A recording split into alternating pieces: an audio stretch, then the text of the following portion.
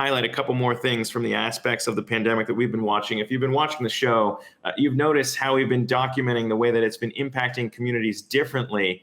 And on that front, new research here has pointed out that it's not just unemployment here that's been roiled in terms of some communities versus others. We've highlighted the fact that the unemployment rate for Black and Hispanic Americans remains well above the rebound that we've seen amidst white Americans, but now also digging into the way that those communities are grappling with affording a lot of the things that we've been talking about in this pandemic, whether it be food or other unforeseen costs. And here to discuss that with us is Yahoo Finance's Kristin Myers. And Kristin, talk to me about what you're seeing play out on that front, because obviously, if you don't have a job, it's going to be a lot harder to grapple with all these things.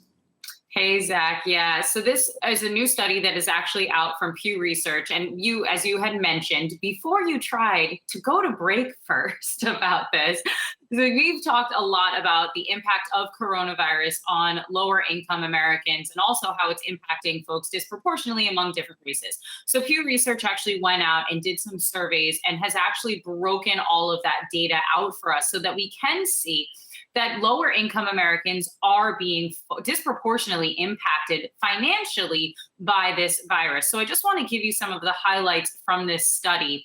And first, just give a broad overall picture. So overall, this is everyone of all socioeconomic levels. 1 in 4 adults are actually having trouble paying their bills, while 1 in 3 have dipped into their savings or their retirement accounts in order to pay some of those bills and make ends meet.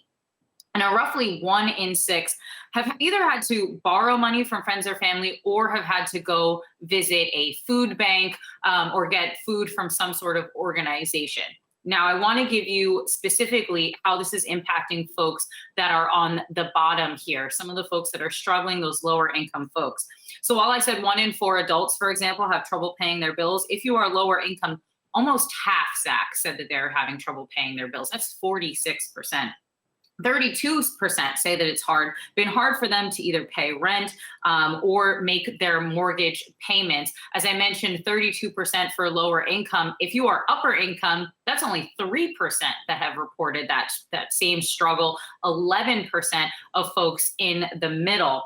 And about half of those folks, those adults that lost their job, those millions of Americans that you and I have been chatting about week after week that lost their job, half of them say that they have actually not found a new job yet. They are still unemployed. I also just want to quickly highlight here some of the differences, at least when it comes to race.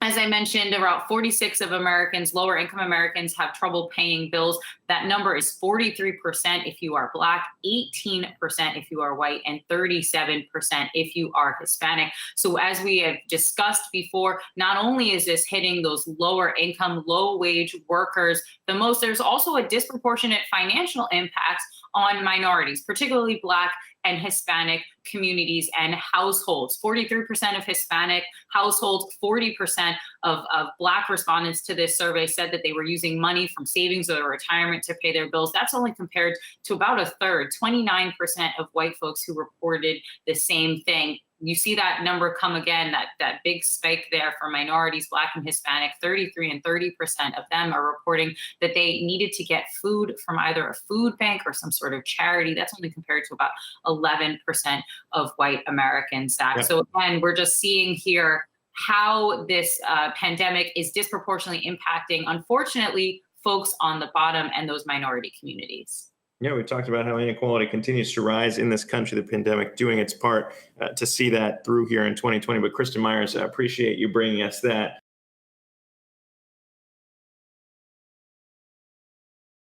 Hey investors, Zach Guzman here. Are you interested in learning more about the markets and getting the latest financial news? Well, then click right here to subscribe to our Yahoo Finance YouTube channel.